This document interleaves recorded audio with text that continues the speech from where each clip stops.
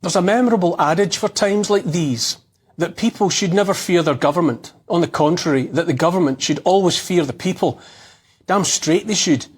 Those words are correct, because at their heart lies truth, truth never to be forgotten, that the only legitimate power is the power of we the people.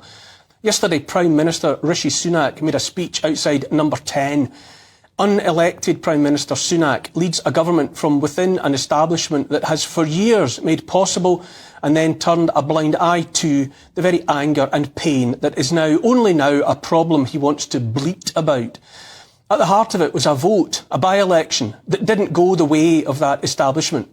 In simple terms, if a Conservative candidate had been returned in Rochdale, it would have been business as usual. Frankly, it would also have been business as usual even if a Labour candidate had been handed a majority, or a Liberal, any establishment puppet.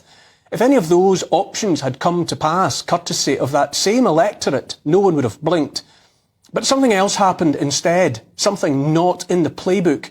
Veteran campaigner and thorn in the side of the establishment, George Galloway, was elected, and now the electorate responsible is labelled Islamist extremist, and he and they are firmly in the sights of that establishment and its big media.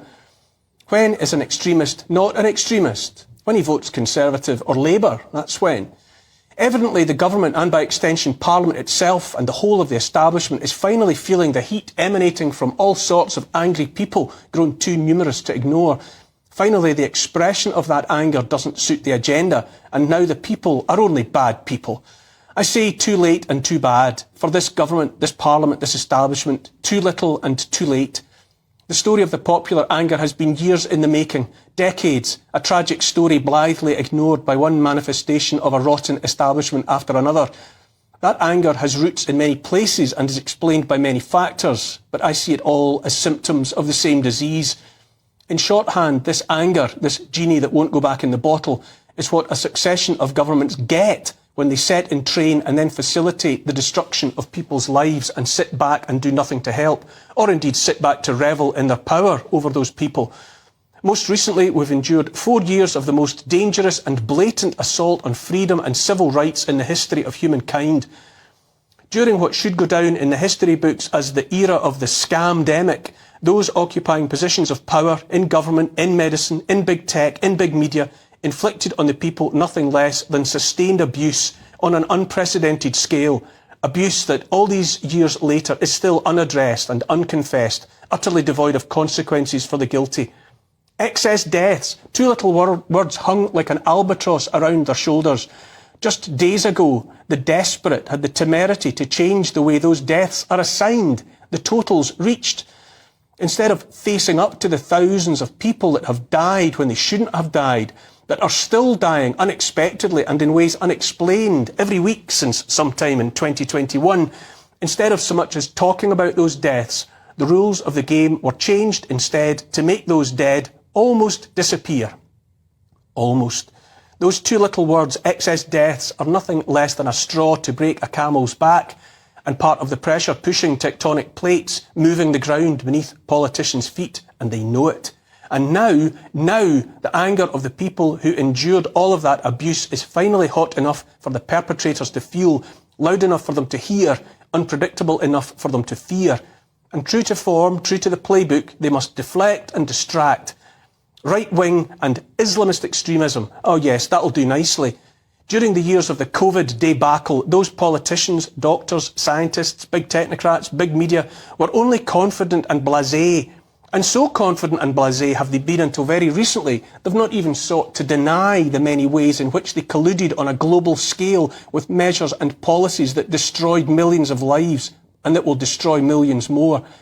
By the hand of those perpetrators, trust in the state was destroyed for millions for whom it will never return. Likewise, trust in science, trust in those physicians and other medical professionals who through their oaths first do no harm onto the floor and trampled them while they made TikTok videos of their group dance routines. And now the people, too many people, for too many reasons and in too many places are too angry to be ignored any longer. We have witnessed, indeed we continue to witness, the biggest transfer of wealth in history. We've suffered assault on privacy, assault on bodily autonomy, on freedom of speech, freedom to travel, to work. We suffered the insufferable authoritarians who revelled in their power and grew fat on the take. And whether those authoritarians knew it or not, the anger rose like floodwater. More of their evil nonsense in pursuit of the suicide of net zero finally provoked farmers to rise in protest, protests that spread all across Europe with the full-throated support of growing numbers of citizens. The anger's everywhere you look. Here, across Europe, the USA, even in Canada, once the most liberal of places, there is righteous fury in the aftermath of the crushing of the truckers' protest that saw another entitled, designer-suited puppet, Prime Minister Justin Trudeau, invoke the Emergency Act so that he might freeze protesters' bank accounts, throw them in jail. The USA has no functioning southern border, so that millions of unidentified migrants arrive day and night, changing, perhaps forever, the demographic and therefore the traditional voting patterns of state after state. There's talk of secession, even of another civil war. The UK has no border either, none that stops new arrivals by the tens of thousands every year, and people are angry, and about more and more every day. I listened to Rishi Sunak's speech, unelected Rishi Sunak, and its background music of someone nearby howling some or other anger. His words, if they were his words and not the product of ChatGPT, give me a 10-minute speech that makes me sound patriotic and like I'm the champion of democracy and the common people. Honestly. He said Britain is home to a democratic society with a proud past, a reasonable country and a decent people. He said we are a country of great achievements and enduring values and building Britain together. Talk about a brass neck. Where was this sort of rhetoric from Sunak or any other sock puppet when for decades spokesmen and women for communities up and down the country reported lives torn apart and for their troubles were labelled by the establishment as racists and fascists? Where was the talk of a proud past when statues were torn down, as schools and universities brainwashed generations with the certainty that here was a racist, colonialist, imperialist country? Where was the talk of building Britain together then? He said there were forces here at home, quote, trying to tear us apart. I don't know about you, but when I look back at the years just past, I see a government and the country's institutions aided and abetted at all times by a supine mainstream media seeking to do just that, to demonise all who challenged their diktats, like lockdowns, who questioned the safety of gene therapies pushed as vaccines, who challenged sabre-rattling for endless wars. Where was the government's support for peaceful protest when the mainstream media could think of nothing better than to call for so-called anti-vaxxers to be stripped of freedom, maybe have their kids taken from them, maybe be injected against their will? Millions of people here and all over the world, people simultaneously appalled by the events of October the 7th in Israel and by the deaths of tens of thousands of civilians in Gaza since, have marched in protest, calling for an end to it, for a ceasefire, but they are to be characterised to a man and to a woman as Islamist extremists, hate marchers. You can guarantee that the establishment's new robust framework to deal with protests will mean yet more shortening of the leash around our necks in this election year. Sunak talked about the necessity to abide by the rule of law. I look back at the past 4 years and wonder a great deal about rules. When law-abiding people were shut in their homes, lost their jobs if they wouldn't take doses of gene therapy, not to mention the madness of rule of 6, magic arrows on shop floors, masks when standing but not when sitting. I think of all the elderly who died in care homes, cut off from loved ones. I think about those who died in locked wards, ushered to the exit door of life by cocktails of midazolam and morphine, when a different course of action, an action predicated upon first doing no harm, might have had altogether different outcomes for thousands.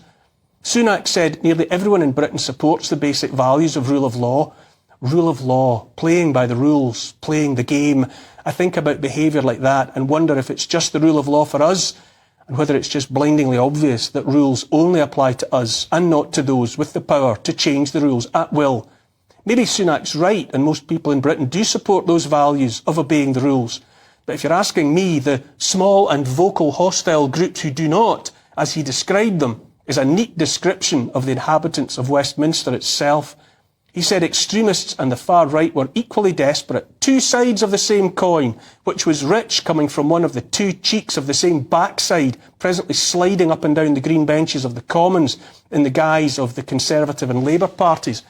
Referring to Rochdale, he said, neither group accepts that change in our country can only come through peaceful democratic process.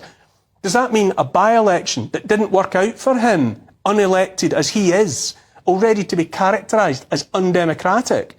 He said those extremists and right-wingers want to set Britain against Britain. He said extremists and their ilk aim to drain us of our confidence in ourselves and as a people. They want us to doubt ourselves, to doubt our country's history. Really, Rishi? I'd got the impression that was your job. Here's the thing. Politicians are properly rattled now after years of cynically frightening the people. What Sunak was up to yesterday was textbook gaslighting. Don't fear us hard-working MPs. Fear those neighbours of yours instead. He invoked, too, the wrong side of history, which is a reckless, some might say desperate move by a puppet up to his strings in the wrong side of history. I agreed on one line he had, that our Britain must not be a country in which we descend into polarised camps, but he and his ilk have long since surrendered the right to say as much. The same people who cheerfully and ruthlessly exploited propaganda to drive a divisive rhetoric when it got them what they wanted, now want everyone to pull together as one, as a shield to protect them from the consequences of their actions. As the adage would have it, Parliament is afraid of the people once more, all of the people. This is a good thing.